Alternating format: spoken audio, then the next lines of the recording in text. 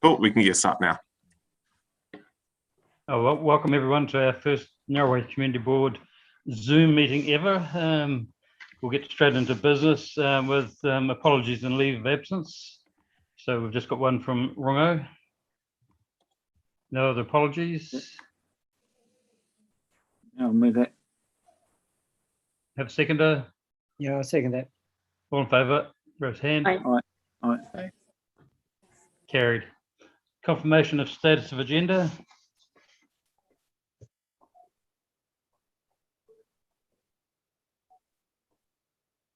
So is that all good with everyone? Yep.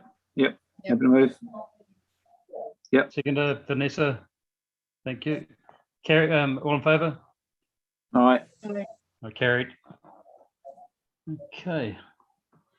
I'm having to play around with a bit of technology here because I've got tablet on the side trying to look at the minutes as well. Any extra disclosure of interest? No, other than those couple of typo errors to be corrected. Thank you. Confirmation of minutes. Seeing I wasn't at the last meeting due to be ill, can someone? I'll move it. And Kerry second. Thank you, Kerry. No matters arising from that. Okay. Public forum. So we've got an apology in from the Graham Dingle group from the Ngaruawahia High School. I had a chat on phone earlier on this evening, and it will work out better if they come along to our next workshop and present what their ideas are, and from there they can put in an application for funding from the board. So is everyone happy with that? Yep. Okay. We'll move on. Sorry, I probably skipped it. The roller doors project update. We've got a verbal report. Thanks, Leanne. So I've been discussing with the person from, I'm just trying to think of his name, Gavin Andrews from City Care. We've been having lots of healthy conversations around the roller door project, and I've been keeping Greg in the loop. That they are really keen to keep going with this project, and they will be funding the removal of all the tagging in the first instance, and then they will be coming on board to help maintain that while we develop a mural project in conjunction with the wider Ngaruawahia community. And we've had a few conversations at your previous workshop around what that could look like, working in with the Twin Rivers Arts Centre and the high school, and perhaps the Graham Dingle Foundation as well could be a good contact for that as well with young people. And yeah, and we talked about having the word Ngaruawahia around the 11 doors. There's 11 doors in total, roller doors, and that the community could do one, somebody in the community could do one each. It could be the schools, it could be the community house, it could be a number of artists. The board themselves could do one. Before we did the mural, we perhaps might go out and do a competition, a bit like what Huntly has done around its new signage. Welcome to Huntly, the two big signs. They've gone out, so they've done a lot of good work around what you need to know about running a competition. So we could adopt that, take that information to do a competition for Ngaruawahia. And it's around what we need to know if we're giving out prize money, what we're offering. I believe Eden, sorry, what's Eden's last name, Kurt? Wawatai. She's done a lot of work around that competition, and she said that she would be happy to help us with this one, if that's what the board wants to proceed with. Yeah, but what we'd probably need to do in the first instance is get the doors clean and then do some promotion on the Ngaruawahia community board page or the notice board page to let the community know, look, if you see tagging or you know someone's tagging or they're around the roller doors, to report it to the police. because in the first instance, it is a police issue. It's not something that we would want our community to confront somebody on. It is a police issue. And then we'd work with the police to look at who those taggers are. And over time, hopefully that wouldn't happen, like over a period of 3 or 4 or 5 months. I think if we put a mural up there straight away and it gets tagged, we'd all be a little bit disappointed, perhaps. We need to maybe monitor it. That might not be the case, but it's quite a costly exercise to do this. And I wouldn't say we're going to get any change out of around the $5,000 mark. The City Care have said that they will fund some. Councillor said the placemaking budget would fund some, and we're hoping that yourselves, the board, would come to the party with some of that funding as well. Yeah, so that's just my verbal update. I'm happy to put things in writing for your next hui, if that's what you want, and we get a bit of structure around this. Yep, that sounds good. If you want any questions from anybody first. Yeah. Now, once the doors have been cleaned, what is there to stop tagging before they're actually, there's something they put on, isn't there, so that they can easily be cleaned again? Yeah, they can put graffiti guard up on. It's not, graffiti guard doesn't always work on everything all the time. It doesn't always, some things it works well on. It works really well on block, like you'll see down where Mr. G did the big one down at the point. It works really well in those situations. Not so well with, it won't last as long. It will work at the first start off, but won't last as many years on like metal or wood and those types of things. But I would strongly suggest we put graffiti guard on the completed mural.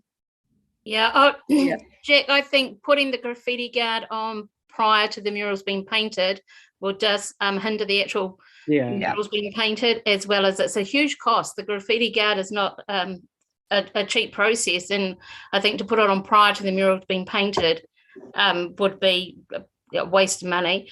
Also, I think it's, yeah, as Leanne said, it's a really good way to make the community aware. Just like I'm still working and going in each day, there's been a heap of tagging around the town in this lockdown. It's really, really bad at the moment. Yeah. So through the chair, we could look at this being the start of making a stand against graffiti across the whole town, you know, saying we don't endorse graffiti in this town. We don't want to see it. We want to beautify the town. Yeah. Sounds good. Yeah. Yep. So if that's okay with everybody, I will go ahead and write a report for your next meeting, and we'll still continue to work with the City Care as soon as we come down another level. It may be level 2, but perhaps level 1, they'll get started on that project. They've said that's what's going to happen. Okay. Okay. Yep. Yep. I just want to say something there is support everything that's been said, and just thinking about how we want to do this. I'll probably just have a little bit of concern of what the final outcome will be, and in saying that is that we've had people that do sort of like that graffiti art in the past and done some stuff on some of our walls, talking up around by Mills's shop, up by the soccer fields, etc. at different times, and sometimes the feedback from people that see it, it looks just as bad as all the tagging to some extent. So with it, we just got to probably have some sort of controls on the way if we're going to go with Ngaruawahia. It could look really, really messy, or it could look really, really cool. So yeah, I think that's just, you know, I don't want it to be looking crap. To be, you know, it's got to have some sort of basis that it looks good instead of looking horrible. Yeah, so I think, Eugene, what you're saying is you don't want to go with the graph bubble art look, like the graffiti bubble art. Yeah. It's not saying that's just my thought, because of what I've seen on a couple of other places around town that have, and they've done some good jobs, but how people see it, some people just see it as just like tagging. So Yeah, you may gain negative feedback, Yeah. unnecessary negative Yeah. feedback. Yeah. And I believe if we could just create an overarching theme for the whole Yeah. mural process would help connect it all together, so it's not just individual bits of of graffiti and things. Definitely. Yep. Can Okay, I just thanks. also add to that, sorry through you, Mr. Chair, is that remember this type of artwork, it doesn't stay around forever.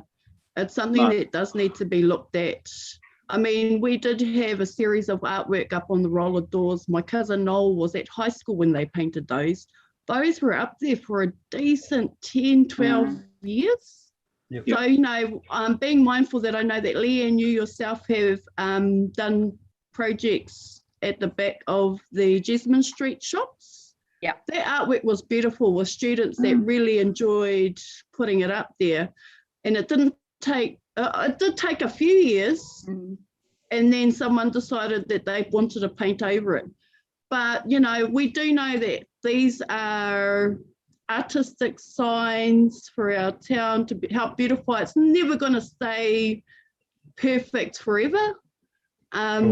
Just even with weatherware. So it might pay for us long term to put something on down long term to look at revisiting them. It might be an every 10-year project or something like that, that we revisit our artworks around our town. Just something to think about for long term.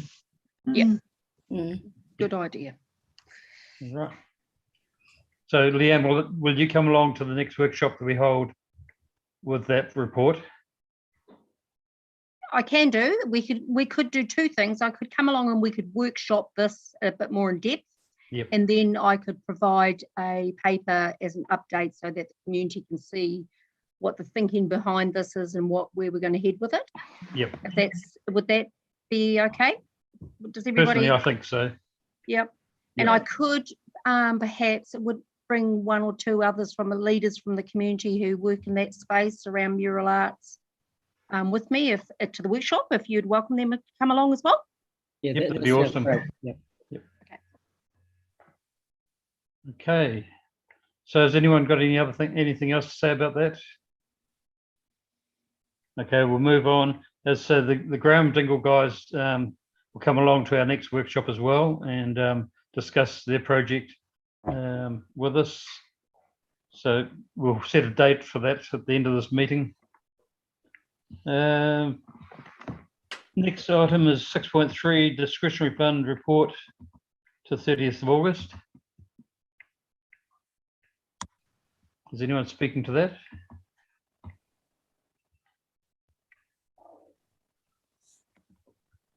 I think my only query was we still haven't had an account from Belgravia. Belgravia. Thank you. Senior moment there from Belgravia for the last year's half charges for the swimming pool. Yeah, Yeah. they did question. Sorry, mate, it's this year's. Yeah. There was an action from the last meeting around that, and finance department, when I was doing pulling the agenda together, did ask some questions, and I explained to them what you were after, and they said they'd look into it, but I haven't followed up with them. So I'm not too sure where that is currently sitting. Okay, thanks, Matt. Were there any other queries about the that fund report? No. Okay, so so move on to Leanne again with the Ngaruawahia Senior Citizens, unless there's anyone from the Citizen Club. Through the chair, they've just text me to say that they're trying to get on and then they're having trouble. So we'll just proceed, and I'll take the report as being read and present it. Okay. And I'm just pulling up the report on my phone because we haven't got the agenda on the screen, have we, Matt? No, I think I can do that. I just don't know how it affects me taking the minutes, that's all. Okay, I've got the report right here and I can open that up and have a look at. I just don't want to get this wrong. So the senior citizens are wanting costs towards funding towards a trip to the Vintage Railway line. That's the Glen Afton line out at Glen Afton, Pukemeroa, and a tour to the Nico Caves. And they are seeking cost. The whole project is costing $3,065, and they are seeking funding of $1,000 towards this. And I'll just check and see if the application's all in order. Yep, it looks good. You'll see we redact all private information out of these applications now. Yep. So they've supplied quotes, they've completed the application, and they've had funding from the board previously, but that was about 3 years ago. So that they don't come cap in hand every year. Leanne, did they have any application to Taupo as well, to the board there? No, they don't have. No. The Taupo Community Board too has got very, very little funds to distribute, and I don't know if there's any members from Taupo that would be attending this. There could be one or two maybe, but you know they have about $1,800 a year, I think, isn't it? Yeah, it's very small amount. Yeah, very small. Yeah. I just noted on page 17 that there's a tick in Taupo as well as Ngaruawahia for some reason. Oh, what? Sorry. There's a tick in the checkbox. Okay. I'm not sure what that was about. This was just asked Leanne, but that's fine. Have we got any comments from the floor? From the board? Yep. I totally support this. This group use the bowling club for their monthly catch-ups, and they get quite a vast range of people from the community, elderly people from the community. They live on the smell of an oily rag, really, and they get by with running little raffles, etc. A lot of these people have been in our community for forever, or for many, many years, and so I totally support this. In fact, I see they still pay $20 a head for this trip, with their hopefully the funding they get. I'd be happy for them to be able to pay $15 a head, because money for a lot of those people was very tight, which would then be $1,250. I'd support that even, but I'm happy to go with whatever everybody else says, $1,000. I support Eugene and giving them a bit more, because I think post-COVID it's really important that these people they can get out and continue to socialise and things like that. So I think it's awesome. Yeah, I'd like to also tautoko these kaumatua as well, and I think $1,000 really not enough.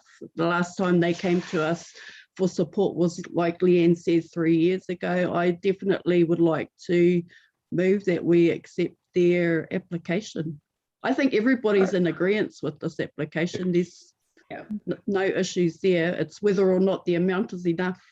Yeah, I'll just jump in through the chair. Sorry, Vanessa. Sorry, and just to add to that, I think it was 3 years ago when they did their Raglan boat trip out there, which was a highlight to a lot of some of our seniors around the town. People who don't normally go out or anywhere. I was speaking to one lady that had been on it, and she had never been to Raglan in all the years she had been here. So I think it's quite a neat experience for people in our community to experience, and I think we should support it 100%. So I'm just going to jump in here before we make that decision on the amount. So we can only look at what's in front of us tonight for the $1,000. However, the board itself could make a recommendation to fund the other $500 as a separate recommendation. So once we've completed this one, the board itself could make I am right, aren't I, Matt, in saying that we have to look at the application that's in front of us tonight? I don't want to be rigid like that. Sorry, everybody. I'm just looking at it from going forward with the new processes that we're proposing. It'll be a bit more agile and fluid around that sort of decision making. We'll want to empower the boards to do that, but just for we're out in the public forum, so I just want to make that noted. Yep. Yeah. Hi, Beth. Yeah, I'd just like to add that as I see it, I completely agree. But these people have been contributing in rates and things for so many years that we really owe them a lot. And that's the way I look at it. And I'd like to see it, it moved in a way that we can add that other 500 on and just separate to the amount that we can do with them. Okay, So, can we have a mover for the $1,000 for a start? Yep. Eugene, and a seconder, Diane. Yep. All in favour? Aye. Carried. Okay, now we can move on to gift another $500 if the board wishes to do that way. Could we have a mover for that? Yeah. Yeah, I'll move that. Sorry, I didn't catch. Did you catch who that was, Matt? It was Kitty and Jack, was it? Yeah, I think yeah. you can pick anybody. I think everybody's pretty supportive of it. Okay, all in favour? Aye. Okay, carried. So that mean total $1,500 to the Senior Citizens Club. Okay. And just like to say, Greg, well done to everybody on the board for looking at this and accepting it the way it is and for what it is. It's very good, and for everybody to agree to give them half that again. It just brings the cost down per person to come out of their own pocket right down. In fact, that takes it down to $10 virtually. 50 people, $10 each. So $250, yeah, $500. Sorry, yeah. So very good. Thank you. And Thanks, everyone. thanks, Bev, for attending. Yeah, and I'd like to thank you very much for that, because I know that I've kept in contact with all the seniors over this time, and there's a lot of them haven't even had any calls or anything like that, and they're really looking forward to getting back out again to be able to come to senior citizens. Thank you. Very good. Excellent. Thank you. Thank you. Right, we can move on. Next item is, I think, Kurt. That's I works think. on issues. Yep. Kurt, is there anything you'd like to speak to about the works and issues? No, take the report as read, Mr. Chair, unless there's any questions. Possibly Councillor Patterson may want an update on how the speed limit meeting went at council Okay. 2 weeks ago. Yep. Hang on. Just lost where I am here. Yeah, I can't. My agenda's playing up here. Yeah. So, in fact, me and the speed limit review and the setting of speed limits is something that NZTA have been pushing for quite a while, and they're looking at taking over this themselves in the future. So we're trying to sort of get ahead of the ball a bit with our staff and Gareth Bellamy and that, to be able to set our own limits before, and so we can get to consultation with the community. So everybody's been working in the wards and get through that. Janet and myself had a meeting this afternoon with staff just to create a bit of direction, but it will be going to go out to consultation. We probably just have to have a check over with us all. Maybe we can get a map, Janet, and come along and do it at the next workshop and just make sure we're all on alignment with this. So most of the new setting of speed limits is all around the safety issue. And yes, and we've also taken on board quite a lot of feedback from the community. Many of them put service requests in talking about speed limits, and Eugene and I personally get emails and phone calls from people from areas of concern. Especially there's talk about the schools and early education facilities having a much lower speed limit in front of their premises, and road markings, talking about a big road marking, say schools, and I think they're called hound's teeth or dogs. What do they call them, Eugene? There's some sort of alligator teeth. Alligator teeth, some sort of teeth on the road, which just effectively gets people to realise they need to slow down anyway. So we've fed back to the staff involved in this much of the feedback we've had from people. Not everyone's obviously going to agree with everybody else, but it's sort of trying to get some common sense built into this, and the first model that will go out for consultation will obviously gather the feedback from people. So that'll be coming up, but I'm not too sure exactly when that will be.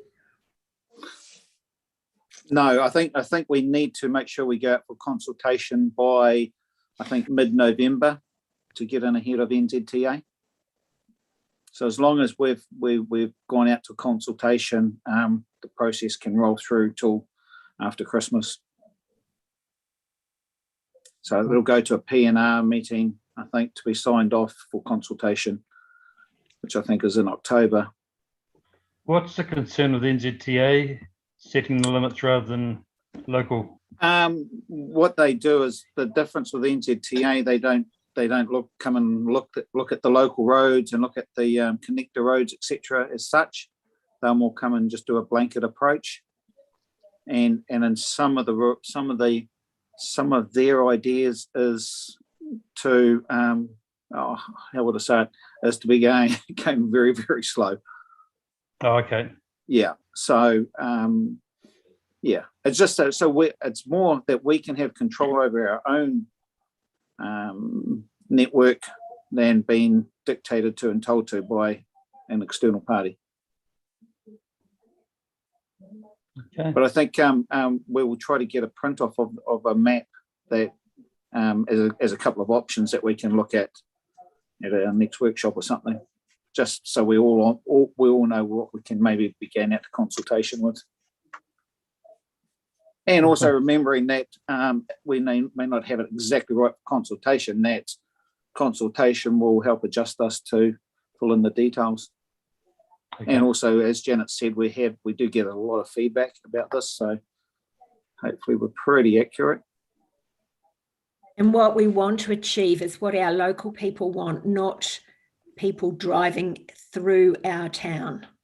So we will get people who come from, obviously not Ngaruawahia, who want to have a different speed to the issues that the people within the towns will identify, like our kids on bikes, the schools, the safety aspect.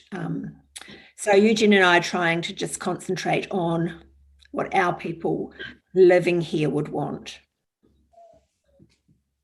Often the worst people are the people who are actually local, from what I've seen as an engineer. So. Yeah, and the real tricky thing with speed limits and setting the speed limits is all of us here, I bet you we wouldn't agree on exactly the same speed limits that what suits us, and that's me and my wife have a different view on some of this as well. She complains we're too bloody slow. So yeah. Cheers for that. Anything else on the on that report? No. So the only other, maybe just for interest's sake, so the service request system, as we know, is due a tune-up, and that is the highest priority project within the org to do. And that the breadth of that scope is to also integrate with our partners, the Alliance, City Care, et cetera, into their systems, so that it's not relying as much on process and people to connect the dots, but it's more joined up system, as well as obviously be significant education, ensuring everyone's aligned on the customer experience we're trying to deliver. So that is a key project for council, internal project to deliver a better or improved outcomes in that space. Do they have any time frame for that, Kurt? It'll be over this financial year. So the project's been scoped and built at the moment. So there's quite a bit in the technical side of things as well to get that integration with those partners. Yeah. For you, Mr. Chair, Kurt, do you need any guinea pigs? There will be that. Yes. So there will be that testing, the citizen panel, I guess is what you call it, at some points in the future when we get down, and as well as that customer experience lens, which will be the upfront component. So that will all be part of the project. So it's right at the kickoff stage now. So when that plan's in place, we'll definitely keep you in the loop. And I just want to add that we need to keep on putting in our requests through that system because they are then logged and we have a number we can follow up on. And I actually did some recently to do with graffiti removal around the Topri area. And I was responded to by phone the next day by someone going out to look at it and sort it out. So, you know, it's potluck, I guess, but we still have to keep using the system in the meantime. Right. Anything else on that report? I see the daffodils that we've planted around the town have been flowering pretty well, so it's a bit of extra colour over the late winter. Yeah, they'll be a lot better next year. There's only about 1 in 5, maybe 1 in 10 in some places that have actually flowered, so they just take a while to get used to where they are, especially the ones that came from the Northern Hemisphere. All right.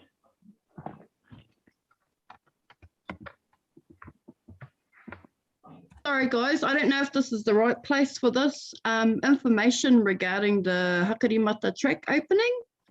Nothing's been posted up. Level 2 we've opened previously. No information is out there and a lot of community members are asking. So if we can publicly post something up, whether or not it's open again or not, because it was in partnership with DOC done last time, that would be great. So we can share that information as well to our community. Yeah, it's totally dependent on DOC, apart from the first 100 metres or so that's on council reserve, the rest is DOC reserve. So previously it was done, DOC and Waikato District Council published the information together in partnership during the last level 2 that the track was open. So I'm just checking to see. I haven't seen any comms online anywhere in regards to the track, and we're getting heaps of questions. That's all. I can follow that with where DOC's at with that. So we just support DOC in that space and push their messages. But I'll follow up on that one. Thank you. Thanks, Kurt. Okay, quickly around the table. If anyone's got anything to bring up, Vanessa. No, not at the moment, but I do have a question that hopefully someone from the staff can answer. I've had a lot of queries from especially our elderly about with this lockdown and rates were due and they haven't been able to access the post office to be able to pay them. They're really concerned about penalties. Is the council going to be charging penalties? No. Okay. So that yeah. So that is there is that leniency for exactly that reason across rates, and that's across the country. That's I guess a sector-wide sort of consensus on how to approach it. Oh, great. Thanks for that, Kurt, because I'm sure they'll be queuing up tomorrow to pay. So the offices will be open on Thursday morning. Okay. So the post shop is open tomorrow. So okay, we'll from that, probably get a few. Yeah. Thanks. A lot of people have been wanting to get stamps, so you could be busy with stamps tomorrow. And lost parcels. Yeah. Diane.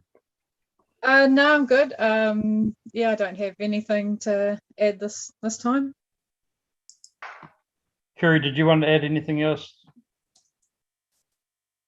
So we, prior to level 4 lockdown, we're fully set up and had initiated our first pōwhiri at Te Ngaruawahia Marae for the 15th coronation of Kingi Tū Heitia. So as the announcement was made, our awesome whānau at the marae managed to regroup, redistribute, and all the kai that had come in for Koroneihana was redistributed to across Waikato. So they did, the Wāhi Pā reopened its distribution hub, took all the food there and managed to not waste any and really get it to a lot of people that needed it with the short notice on the lockdown.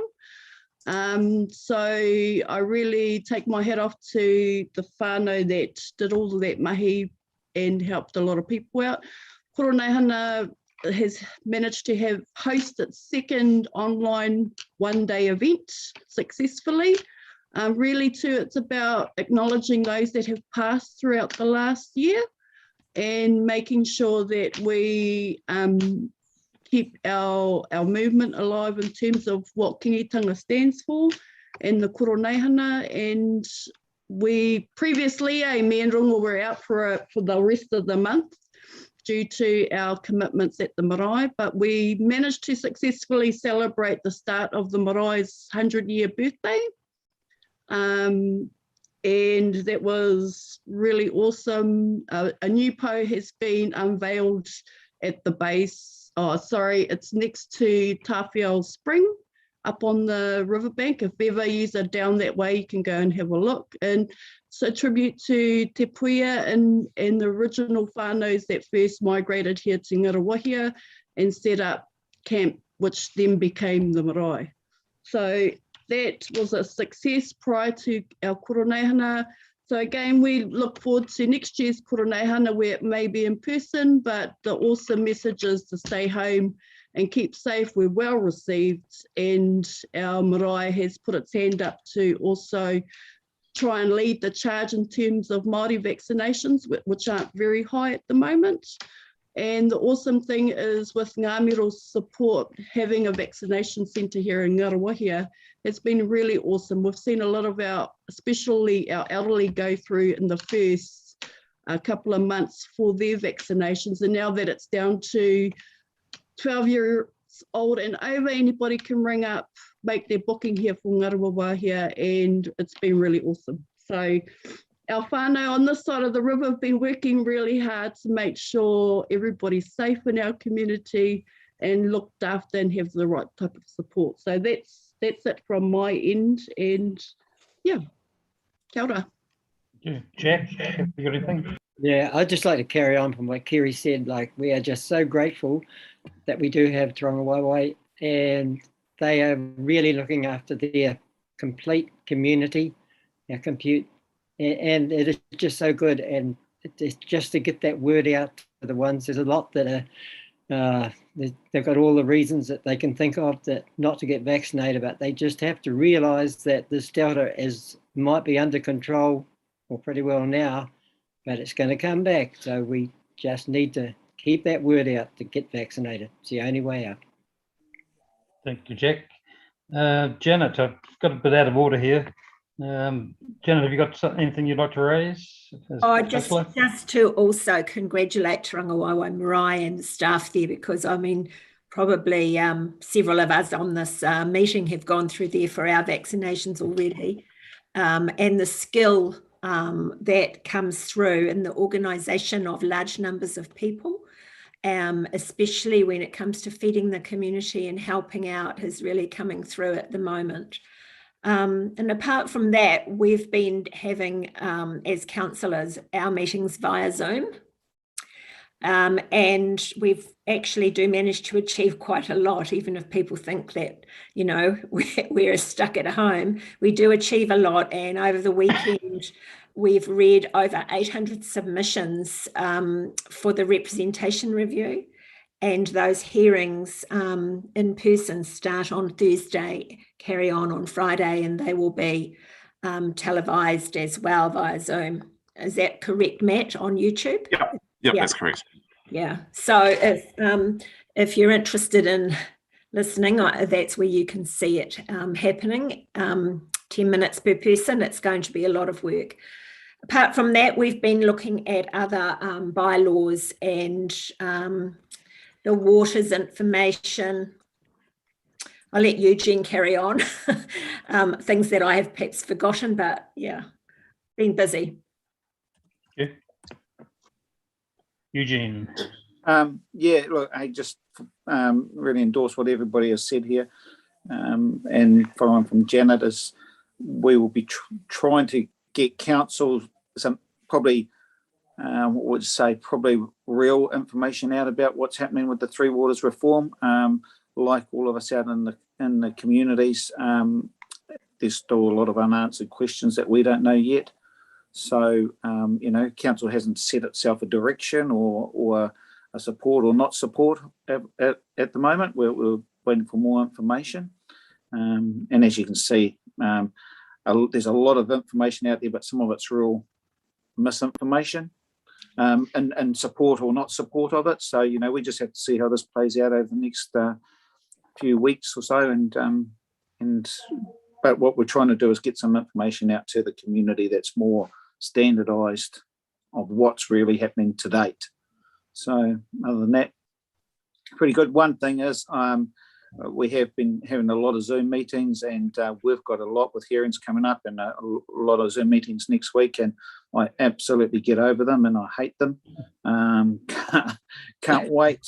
They're great for this, and we need to do it. We're all living in this environment at the moment, but I can't wait to get around people and get back out in the chamber or in person. So Me too. look forward to that.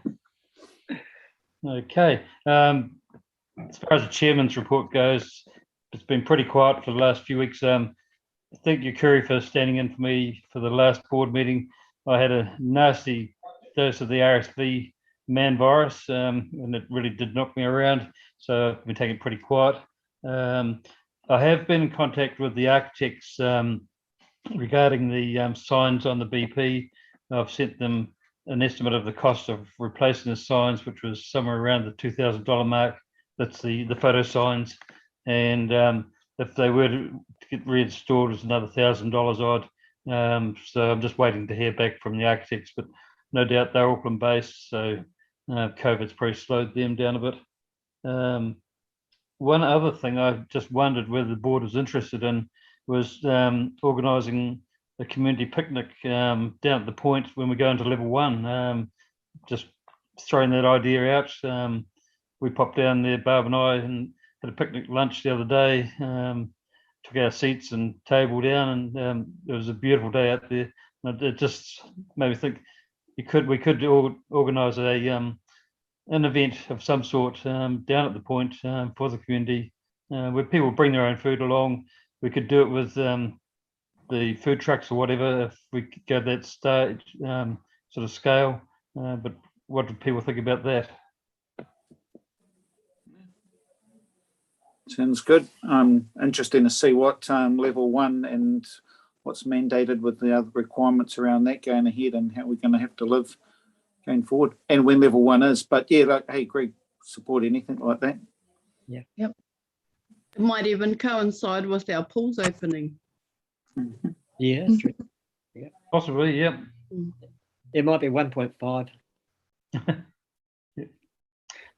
All right. I've got nothing else. Oh, sorry, Kurt. Just a quick update on the hucks.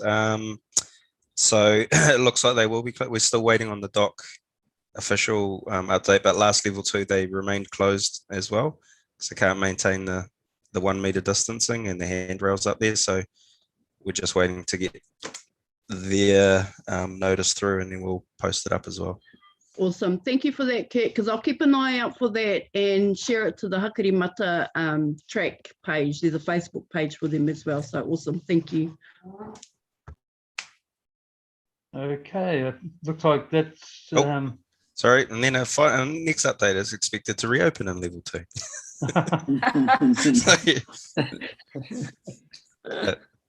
It's changing. Okay, if that's it for the, I'll declare the meeting closed, and thank you all for attending on Zoom. Thank Yes. you. Keep safe, everybody. Greg, did you want to set a workshop date? Sorry, say again. Did you want to set a workshop date? Oh, how's everyone placed for 2 weeks' time?